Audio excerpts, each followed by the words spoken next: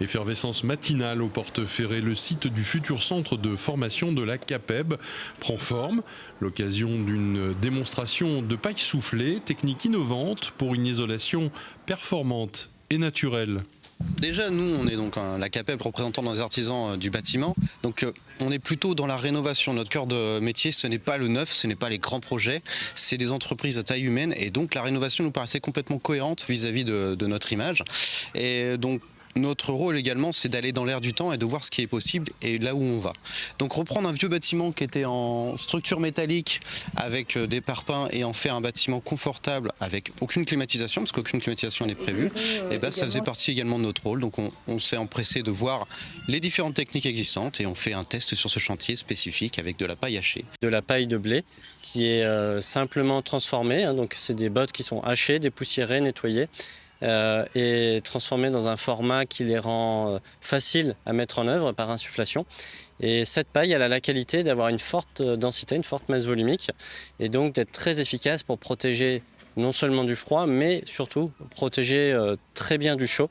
Et donc ce bâtiment va être isolé par un matériau sain et ne va plus subir les surchauffes estivales grâce à la protection apportée par la paille hachée. Alors la paille comme isolant, on l'utilise depuis très longtemps, mais on l'utilise en général en bottes de paille.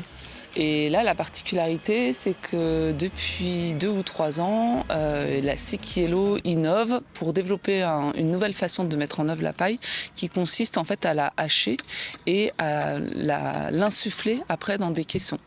La paille, c'est... On va dire, pour moi, c'est le meilleur produit qu'on puisse faire aujourd'hui parce que c'est le plus sain, tout simplement. C'est-à-dire que la paille, là, on va la souffler dans les caissons et si dans 30 ans, dans 40 ans, on ouvre le caisson, on va récupérer quoi? On va récupérer juste de la paille. Il n'y a aucun additif dedans. C'est entièrement compostable à la fin d'un chantier. C'est entièrement, sûrement aussi réutilisable, ce qui n'est pas négligeable. Et surtout, ça a un pouvoir déphasant extraordinaire. C'est-à-dire qu'on sait qu'aujourd'hui, on maîtrise très bien la thermique d'hiver pour les bâtiments. Ce n'est pas un souci. On a fait des enveloppes qui sont très performantes. On chauffe très peu. Mais ce qui va nous déranger aujourd'hui, c'est le confort d'été. Et le premier réflexe des gens, c'est de se dire, c'est pas grave, je peux mettre une climatisation. Mais en fait, ça, c'est juste plus possible parce que la climatisation, ça dépense énormément d'énergie. Et on sait qu'on a des techniques ancestrales dont la paille fait partie, la terre aussi fait partie, qui nous permettent d'avoir de la fraîcheur dans le bâtiment. Ce morceau d'ancien centre commercial possède une structure métallique, des parpaings et une toiture métallique. Le site a tout d'une étuve, le travail d'isolation thermique est déterminant. Pour les conforts et le bien-être des occupants, rester dans une moyenne autour de 24 degrés en plein été. Il y a effectivement plein de façons de tenir ces objectifs. D'abord, il faut protéger, c'est-à-dire il ne faut pas laisser la chaleur rentrer. Ensuite, donc il faut dissiper si elle rentre, donc effectivement de la ventilation nocturne, ce genre de choses. Et voilà, il y a plein d'autres aspects du bioclimatisme, de la conception bioclimatique à respecter. Le but, c'est un petit peu ça, oui, faire un démonstrateur. Alors, on n'est pas les seuls à l'avoir fait, mais il faut toujours un début et ça permet également de faire une image et de montrer ce qui est possible de faire. Et ça, d'ailleurs, beaucoup de personnes viennent le voir, donc c'est quelque part, ça intéresse. Ce qui est important pour moi dans ce projet en premier lieu, c'est qu'on ne vient pas construire, on vient réhabiliter un bâtiment. Comme vous voyez, les nouvelles fenêtres sont assez tramées. Elles sont centrées sur l'ancienne structure métallique que vous apercevez en partie haute avec les petits repères bleus. Donc dans chaque partie en parpaing, on a créé une fenêtre. Une visite de techniciens de tous horizons, l'occasion de montrer l'évolution de la filière. Là, c'est vraiment tout le développement d'une filière. C'est-à-dire que là, on va récolter des bottes de paille, on va les envoyer dans une usine. Yellow va développer des usines en France, dans les zones où on récolte de la paille.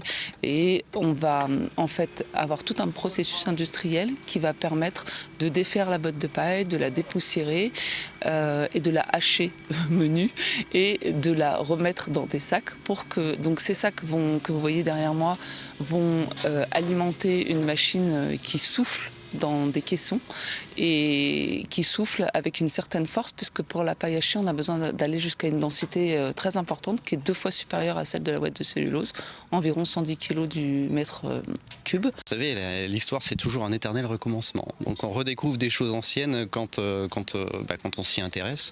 L'innovation de la paille, c'est que c'est un produit qui est territorial, c'est quelque chose qu'on ne va pas chercher loin, qui n'est pas industriel. Et après, l'innovation vient dans son traitement correctement. Il faut avoir une certaine densité pour que ce soit utilisable. Il y a des protections en bas de plancher et en haut pour le protéger. Et ça a une inertie très importante, ce qui permet justement, en isolant par l'extérieur, de ne pas avoir de transfert de chaleur important l'été et du coup de pouvoir limiter les besoins de climatisation, par exemple. Et nous, vraiment, le sujet sur lequel on se concentre, c'est l'isolation protégée. Ne pas laisser rentrer la chaleur. Donc ça va être non seulement de ne pas ouvrir les fenêtres ou de mettre les fenêtres à l'ombre, mais aussi et surtout que la chaleur ne traverse pas les parois opaques, donc les murs, les toitures, éventuellement les planchers, mais ça va être surtout les toitures et les murs. Et donc là, la paille hachée, pour cela, est très efficace. Plus efficace que la ouate de cellulose.